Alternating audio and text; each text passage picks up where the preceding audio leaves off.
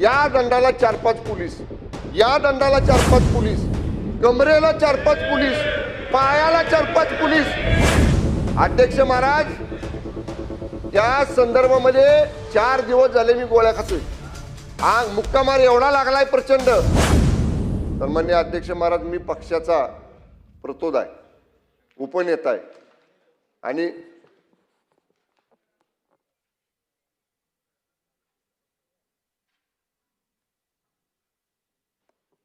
आणि सन्माननीय अध्यक्ष महोदय, त्या निवडणुकीमध्ये जिल्हा परिषद सदस्यांना व्हीप बजवायचा अधिकार पक्षाने मला दिलेला आहे। त्या सदस्यांना निवडणुकीपूर्वी व्हीप बजवण्यासाठी मी त्या ठिकाणी होतो। सन्माननीय अध्यक्ष महोदय, 4थ्या मजल्यावर जिल्हा परिषदेच्या सभागृहामध्ये मतदानाची प्रक्रिया होती। 2 सदस्य माझ्याबरोबर आणि मकरंद आबांच्या बरोबर, वरच्या सभागृहाचे सदस्य शशिकांत शिंदे साहेब आणि राज्यसभा खासदार नितीन काका पाटील, आम्ही 4घच होतो आणि ते सदस्य आमच्याबरोबर मतदानाला चालले होते। अध्यक्ष महाराज, 100 पोलीस, 100 लिफ्टमधनं आम्ही बाहेर आलो। 100 अशी लिफ्ट आहे अध्यक्ष महाराज, एक वरांडा उजव्या बाजूला जातो आणि एक वरांडा डाव्या बाजूला जातो, मध्ये पॅसेज वेटिंग रूम आहे। 100 पोलिसांनी आम्हाला अडवलं। त्यातनंही तो सदस्य म्हणत होता, मला मतदानाला जायचे, पालकमंत्री माझ्याबरोबर आहेत, ते मला दरवाजापर्यंत सोडतील। अध्यक्ष महाराज, ते मेटल डिटेक्टर जे आहे, जिथनं आपण तपासणी करून आत जातो, त्याच्या एक 5 फुटापर्यंत आम्ही जवळ गेलो।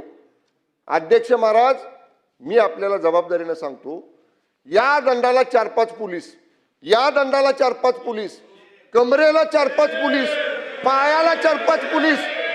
एखादा आरोपी फरफटत नेतात तसं मला आणि माझ्याबरोबर असणाऱ्या त्या सदस्याला दोघाला अक्षरशः फरफटत नेला अध्यक्ष महाराज।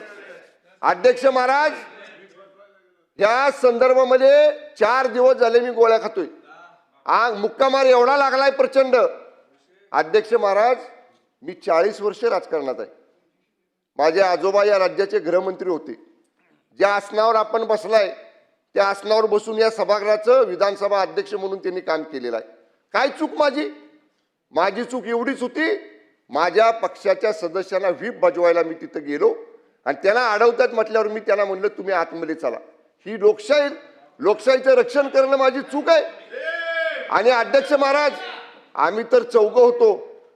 मी जबाबदारीने सांगतो, मला कोणाचं नाव घ्यायचं नाही, पण समोरच्या बाजूला एका विशिष्ट पक्षाचे 10-15 पदाधिकारी होते, ज्यांचा जिल्हा परिषदेशी संबंध नाही, जे आमदार नाहीत, जे खासदार नाहीत, जे मंत्री नाहीत, असे सुद्धा लोक त्या ठिकाणी पलीकडच्या बाजूला होते। अध्यक्ष महाराज, काय अध्यक्ष महाराज, लागलं मला त्या झटापटीमध्ये।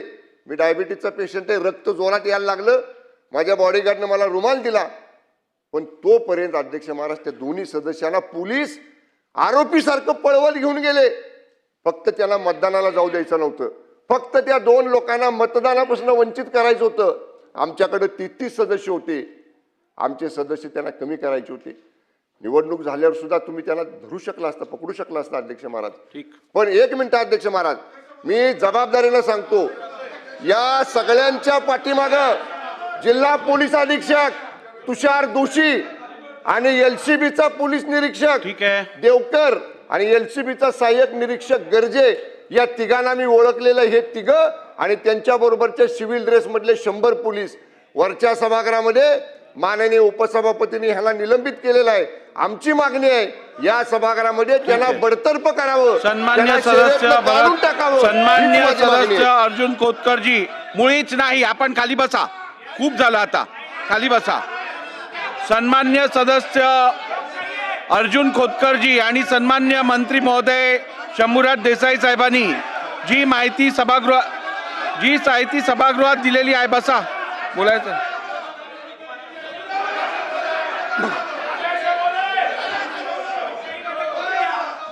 अध्यक्ष महोदय, या सभागृहामध्ये सन्माननीय अर्जुन खोतकर आणि शंभूराज देसाई यांनी सातारा जिल्ह्यातली घटना जिल्हा परिषदेच्या निवडणुकीच्या अनुषंगाने या ठिकाणी जी आपल्यासमोर मांडलेली आहे त्याचा मी देखील साक्षीदार आहे। कारण ही निवडणूक प्रक्रिया जेव्हा सुरू झाली नव्हे, जेव्हा याची तारीख जाहीर झाली त्यावेळेस मला शंभूराज देसाई यांनी फोन केला होता. मकरंद पाटील पण तिकडे होते आणि ते म्हणाले की 2 मतदार जे आहेत त्या मतदारांवर कधी काळातला पूर्वीचा 5-10 वर्षाचा कुठला गुन्हा काल 1 दिवस आधी दाखल केलेला आहे आणि यांना अरेस्ट करणार आहे. तर मी पोलीस अधीक्षक तुषार जोशी यांना फोन केला. मी म्हणालो काय प्रकार आहे? तर म्हणाले गुन्हा दाखल झालेला आहे, पण त्याच्यावर कारवाई आपण नंतर करू. मी त्यांना एकच सांगितलं की उद्या मतदान आहे, मतदानापासून कुणालाही वंचित ठेवता येत नाही. उलट कोर्ट देखील ऑर्डर करतं की मतदानाला पाठवा म्हणून. तर अशा परिस्थितीमध्ये जेलमधूनही येतात मतदान करायला. तर अशा परिस्थितीमध्ये कुठल्याही परिस्थितीमध्ये मतदानापासून त्यांना आपण वंचित ठेवू नका, ठेवता येणार नाही. SP मला म्हणाले असं काही होणार नाही, त्यांना वंचित मी ठेवणार नाही, ते मतदान करतील. मतदान झाल्यानंतर काय शहानिशा करा आणि त्याच्यामध्ये जे काही कार्यवाही करायची ती करा. त्यानंतर मी पोलीस महासंचालक आपले दाते साहेब DG साहेबांना मी फोन केला. फोन केल्यानंतर मी त्यांना सांगितलं अशी अशी घटना त्या ठिकाणी अशी निवडणूक आहे आणि मला थोडी शंका आहे की तिथले पोलीस अधीक्षक हे 2 मतदार जे आहेत, कारण बहुमत इकडे या बाजूला होतं शंभूराज देसाई, मकरंद पाटील आणि या सगळ्यांकडे, आणि ही मतं कमी करण्यासाठी आणि त्या निवडणुकीमध्ये